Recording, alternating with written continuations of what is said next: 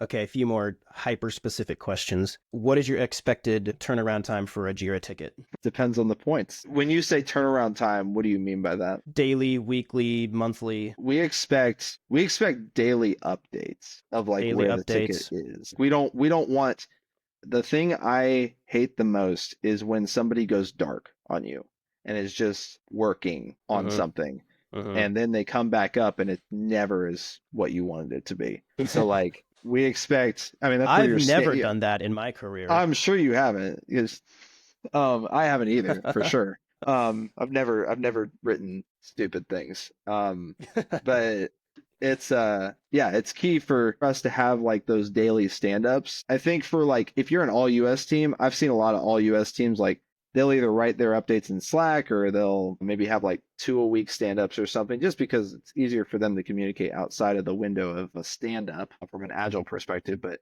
we really emphasize like you need the everyday agile stand-up for the offshore team because we've got to have people that are kind of keeping up with what challenges they having because sometimes they'll bring it.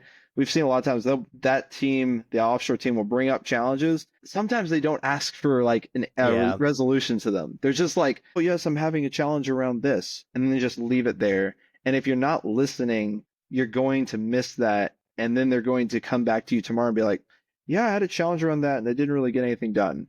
right, And at that point, it's your fault. Like right.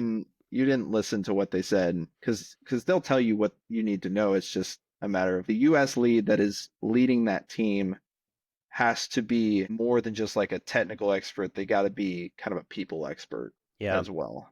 A little bit more people expert than you normally would have.